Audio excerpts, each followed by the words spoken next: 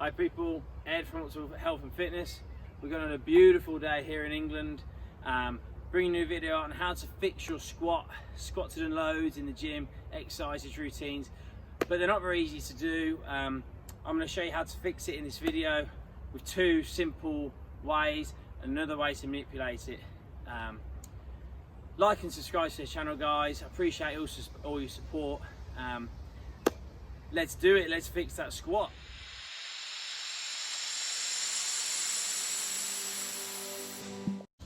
So the main thing you'll see when people are squatting, and the main faults people have, so if I come to my side, lots of the time you'll find people almost raise their heels off the floor to squat down, and loads of the weight is over their knees, so they're very forward balanced.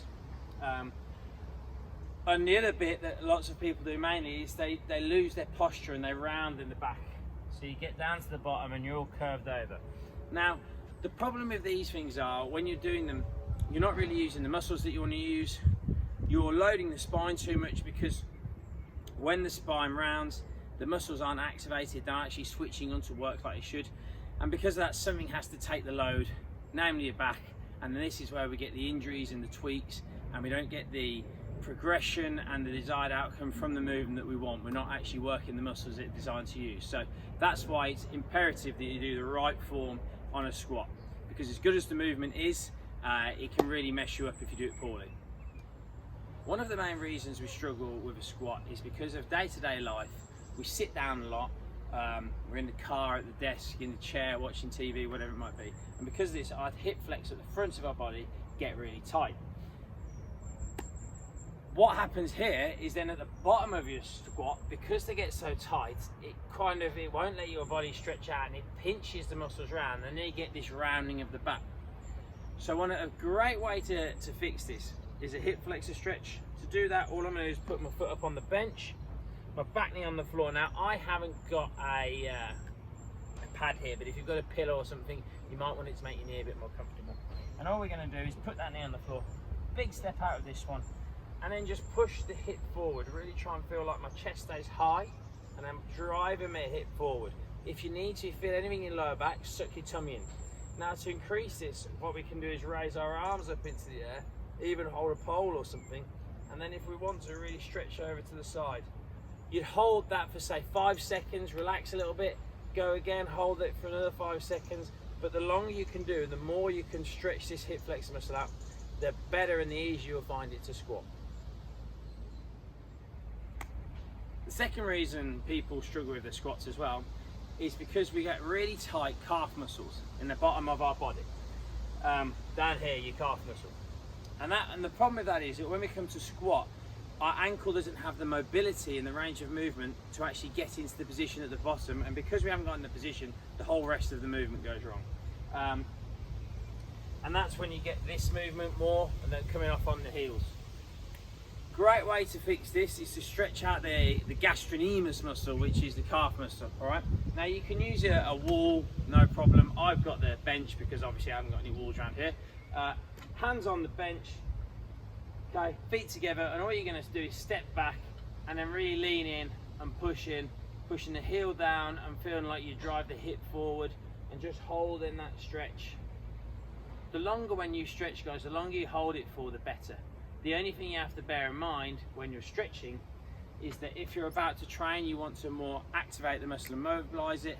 If you're stretching for development, you want to hold it for longer. So if you hold that for 2-3 minutes, it's going to be better than holding it for 30 seconds. If we're about to train, I would get you to mobilize it by, say, doing 5 seconds of the hold where you can really feel it stretching, relax, 5 seconds. You're just going to make that muscle a bit more activated rather than sleepy like it would when you stretch. So that's another way you can fix your squat, sort out that length of the muscle in the calf. So guys, as good as those two things are to do to fix your squat, some of us don't have the time and we just want to be able to do it properly. This is where the plates come in, okay? Because if you use, I've just got 1 kg plates here, I've piled them up on top of each other. But instead of just squatting with our heels on the floor, if we actually bring our heels up onto the plates, one then the other, and then squat down from here, it makes the movement a lot easier because you've taken the ankle mobility requirements out of it and you've actually eased the amount of work the hip flexors have to do. And by doing this really simple thing, we can make something like a squat movement that's quite difficult, that's quite technically hard, although it seems like it should be quite easy, a lot easier by just reducing the need of the muscles or the need of mobility from the muscles that you want to use. So if you are struggling with a squat, and yeah, you want to do this stuff to improve it obviously over time, but you just want a quick fix so the next session you can go and do, you can do it right, definitely put 2 plates out like this.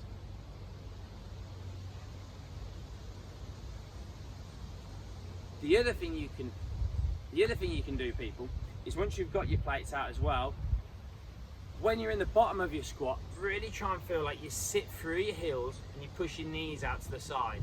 Lots of the time when people drift forward, like I said, through those tight calves and tight hip muscles, you get them when they sit forward and the knees start to come in and your hips get tighter, your calves are taking more strain, your back starts to round, it all goes wrong.